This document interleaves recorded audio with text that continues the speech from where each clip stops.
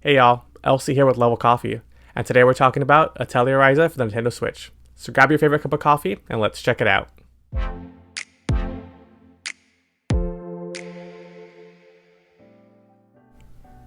Atelier Ryza Ever Darkness and the Secret Hideout is the latest game in the long-running Atelier JRPG series. Now, I didn't know much about the Atelier series before picking up this game, but a quick Google search told me Ryza is the most ambitious of the game to date, updating graphics and mechanics, but keeping an alchemy-based crafting at its core.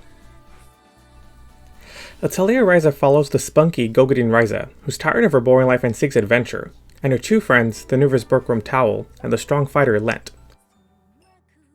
When the trio makes their way off their island town and onto the monster-rid mainland, they meet and save the uncertain Claudia, the daughter of an important merchant who's visiting the trio's town. The group is then saved by the alchemist Empel and the warrior Lila. The game does an amazing job of introducing characters in a fun way, where you quickly understand their personalities, especially Ryza. She was instantly one of my favorite all-time game protagonists. The slower slice-of-life story and fun characters are definitely one of my favorite aspects of the game. Atelier Ryza has a sizable overworld for you to explore. I even got lost a few times in the beginning since the starting town is so large. In the overworld, you control Ryza as she explores, collects materials, engages in combat, and completes quests for villagers. Initially, you navigate the world via a bulletin board, but fast travel becomes much easier after a few hours of play when you unlock a map. There is a limit to how many items Ryza can keep in her inventory, but a quick button press teleports you back to Ryza's room, where materials are automatically deposited.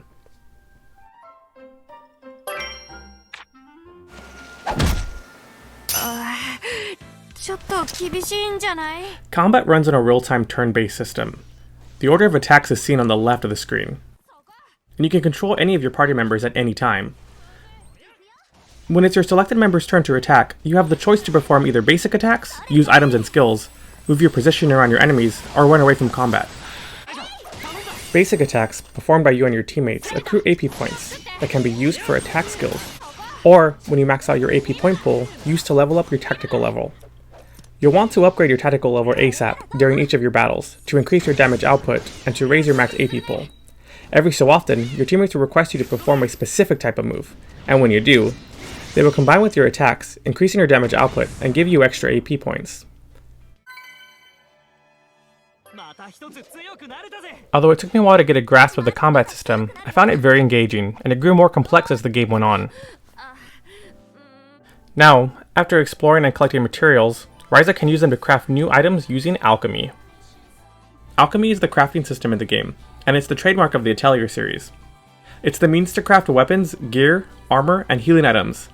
In Ryza, you craft items on a web grid and place materials in respective slots. Based on the quality, affinity, and effects of the materials used determines your end product.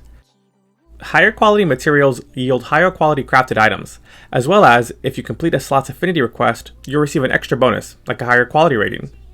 The alchemy mechanic was what I was most hesitant about, but I was thoroughly surprised to find myself enjoying it.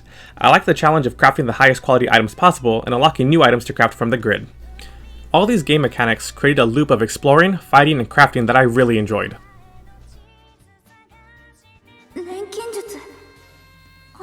Atelier Ryza has a wonderful art style, with its beautiful fairy tale landscapes and very uniquely designed characters.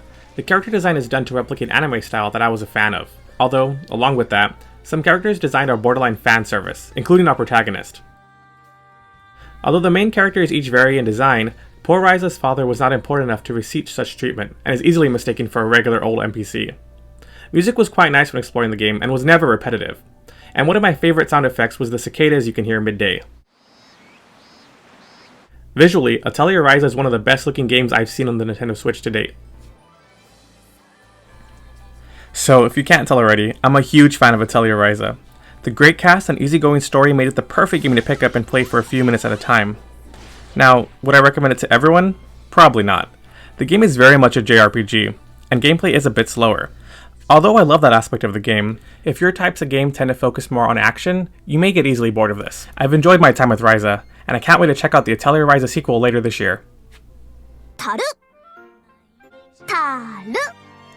Hey, thanks for watching. If you enjoyed this video and would like other Nintendo Switch content, please subscribe to my channel Level Coffee. I'll be posting more videos about the Nintendo Switch. Thanks again for watching.